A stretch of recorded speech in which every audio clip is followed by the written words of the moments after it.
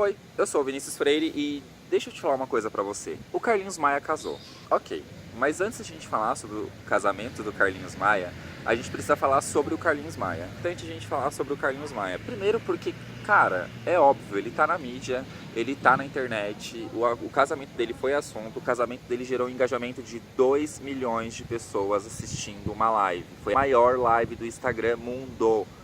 Então não foi uma coisa pequena, é uma coisa que a gente não tenha como não notar. Segunda coisa que é importantíssimo pra gente nesse sentido é falar sobre o Carlinhos Maia ajuda a gente a entender um problema que está acontecendo dentro de vários universos, de várias bolhas de minorias que têm as suas militâncias e que têm a sua luta. E isso acontece, eu acho que em quase todas as bolhas, mas acontece muito dentro da comunidade LGBTQI+, a mais, na verdade. E é irônico porque tudo isso me veio na cabeça e tudo isso se transformou numa tempestade de coisas que eu fiquei pensando durante essa semana e eu troquei ideia com algumas pessoas. E aí como eu conheci o Carlinhos Maia, eu sabia quem ele era, eu já tinha visto algumas coisas dele, mas quando eu comecei a prestar atenção no Carlinhos Maia foi quando ele saiu do armário. A primeira coisa que você pensa, né, quando uma pessoa que está no posto que ele está, porque, cara, ele é grande, ele tem milhões de seguidores, ele é o segundo maior store visto do Instagram mundo e o primeiro do Brasil. Falando de uma era em que a internet é o veículo para tudo, né? A gente não substituiu ainda as televisões comuns por detalhes, né? Porque, na verdade, hoje a gente faz tudo pela internet, absolutamente tudo, né? Ter essa importância dentro desse universo é como fosse a Marilyn Monroe nos anos 50 pro cinema. Então, tipo, cara, é muito grande. Não tô querendo comparar a iconiedade não, tá, gente? Nem chega perto também, mas é que, tipo, tecnicamente falando.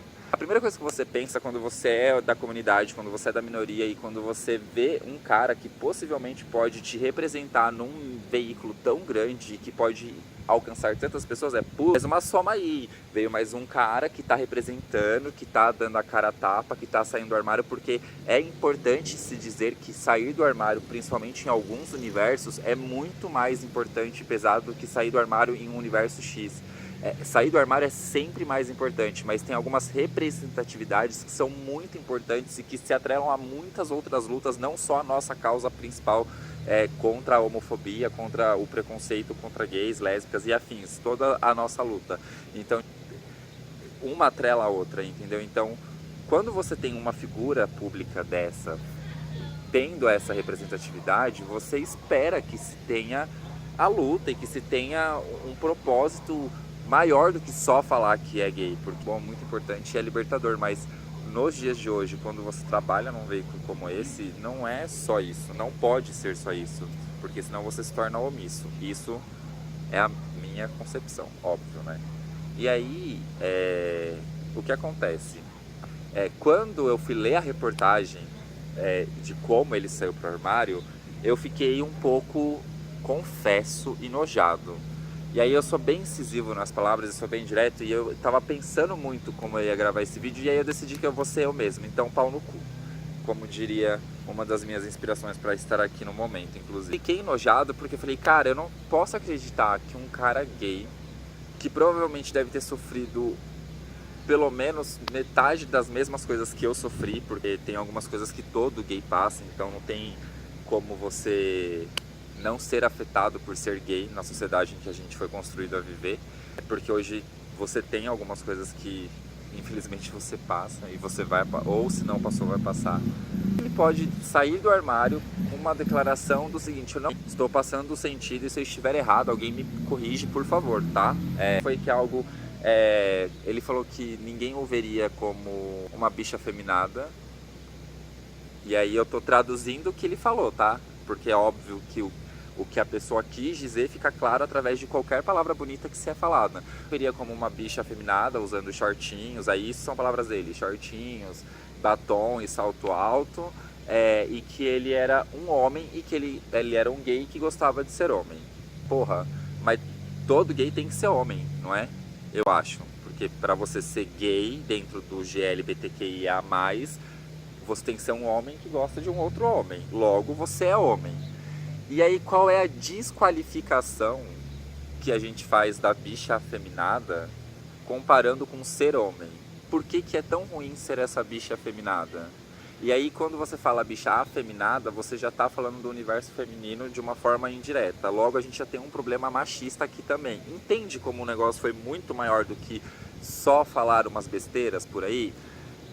Beleza, saiu do armário do jeito que ele saiu, o que já me deixou assim, ok, né, vida que segue. Aí acontece que ele casou.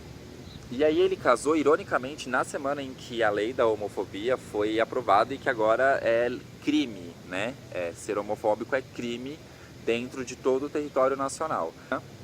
Aí vamos voltar aos dados que eu falei no começo desse vídeo.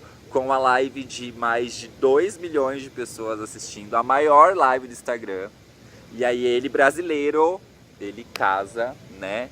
Em que a lei foi aprovada, tem essa live gigantesca e ele não beija o noivo dele, agora marido dele,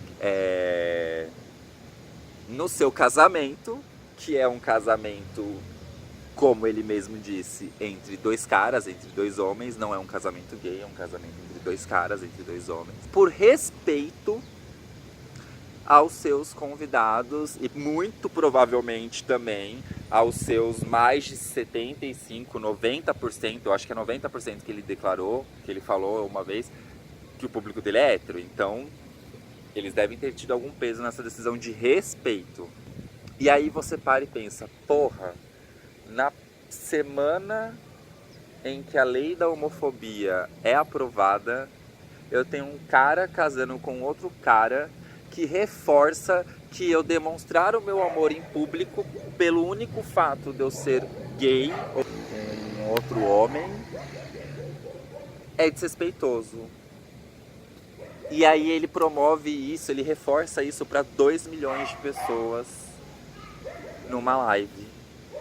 E aí eu paro e me pergunto e fico pensando, até que ponto, de verdade, essa questão da desconstrução é algo que a gente tenha que ter muita paciência para se entender. Porque você espera que esse processo de desconstrução seja algo mais necessariamente moroso para uma pessoa que não tem acesso à grande informação.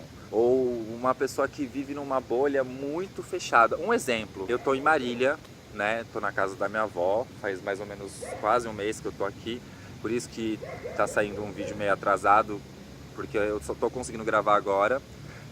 E aqui a gente tá falando de interior, numa cidade que tem, acho que hoje, aproximadamente 300 mil pessoas.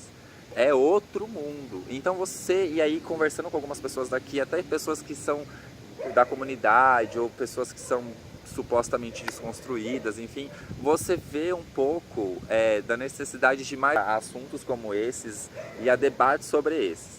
Mas você está falando de um cara que é muito grande na internet, que tem muito acesso à informação, que convive com pessoas que pregam e que conversam e que falam sobre isso, mas tem acesso a muito disso. Como você consegue conceber que o cara não entende o peso do que ele fez? Isso fica ainda mais chato. E o pior de tudo é que começou a envolver 1 milhão de outras coisas, 1 milhão de outras desnecessariedades para poder, de uma certa forma, tirar o foco disso e colocar um foco numa outra coisa. Porque, venhamos e convenhamos, essa briga dele com o Whindersson veio num ótimo momento, porque sabia que essa postura dele ia dar ruim com a comunidade, porque outras posturas dele já tinha dado. E aí essa briga veio num momento muito bacana, para alguns nichos a briga com o Whindersson foi um pouco mais importante de ser falado do que o peso e o fato dele não ter beijado o marido dele no casamento dele, supostamente por respeito. E aí eu pergunto, e cadê o respeito com aqueles que são teus, sabe? Tipo, é um pouco complicado falar, porque eu fico pensando, pô, mas talvez ele precise de mais desconstrução, precisa aprender mais, talvez ele tenha tido um contexto que tenha feito com que ele entenda que para ele ser gay ele precisa afirmar isso para não ser tão ruim. Enfim, eu tento entender de todas as formas, mas é esse ponto que me fica. O acesso é tão fácil e aí é muito insano. E me incomoda, sabe? E me incomoda porque isso gera 1 milhão de outros subprobleminhas que eu tava... eu conheci um cara super gente boa aqui em Marília. O cara é da antropologia, ciências sociais, ele tá fazendo uma tese, ele tá fazendo uma pesquisa. Então, tipo, o cara trocou uma ideia muito bacana comigo. E a gente tava falando sobre, tipo, os vários problemas que afetam a comunidade LGBTQI+. E mais especificamente a gente entrou no universo gay de homens, porque a gente precisa falar sobre esse universo caótico, que é o universo gay masculino, porque tem muita merda acontecendo e a gente finge que não. E aí a gente precisa mesmo, real e oficial, conversar sobre muito, né? E de várias formas. Só que isso é papo para outra pinga, é papo para outros vídeos que eu também quero falar, porque a gente precisa conversar sobre muita coisa, né? E eu acho que eu quero dividir com vocês até para saber se eu não tô ficando louco, né? E até para ter outras opiniões e saber se o negócio não é bem diferente. Foi mais uma mancada, e aí não tem como não falar que não foi, como um cara que sofreu muito e entende muito que outras pessoas sofreram ainda mais para que eu pudesse ter o que eu tenho hoje, e que a gente sofreu para que os gays de hoje, dessa nova geração, né, os mais novos, tenham um pouco mais de liberdade. Eles vão sofrer para que outros tenham, e aí é cíclico, porque essa é a nossa luta. Quando a gente pensa em todo esse movimento, em o que tudo isso que uma simples pessoa pode fazer, como se fosse um efeito dominó, você para pensar o quão a gente precisa de fato conversar e o quão de fato a gente precisa desconstruir o mais urgente possível a sociedade. A sensação que eu tenho é que estão criando-se antídotos para todo esse processo de desconstrução para manter essa sociedade tóxica, na maioria das vezes, e a gente internalize isso de uma tal forma tão enlouquecedora que a gente só consegue perceber que a vida tá uma bosta mesmo quando a gente já está no fundo do poço. Então, antes que tudo isso aconteça, a gente precisa urgente, real, falar sobre esse processo de desconstrução, porque olha esse rolê, que rolê erradíssimo e que rolê louco, porque quando você para pensar, não faz sentido algum. Não é, como eu já falei aqui no começo do vídeo, isso não é a verdade absoluta. É tipo, é o que eu penso e como eu sinto a respeito de tudo isso. Tipo, reforça vários comportamentos que mesmo com a lei ainda vão acontecer e estão longe de ser erradicados e precisam ser erradicados pelo bem da humanidade. É pesado viver e a gente precisa prestar atenção nisso, porque a gente mesmo começa a pesar o viver por besteiras como essa. E esse comportamento reforça isso e me deixa muito doido, sabe? Mas a gente tem que continuar vivendo, a gente tem que continuar lutando, e eu desejo de todo o meu coração muito amor e muito sucesso e felicidade no casamento do Carlinhos Maia, e que eles consigam juntos, tanto ele quanto o noivo, porque parece que o noivo vai na mesma linha de pensamento e sempre reforça tudo que o cara fala, que eles consigam crescer e evoluir juntos, para que eles venham somar com a gente, sabe? Porque toda somatória é importante. Então é isso. Fui!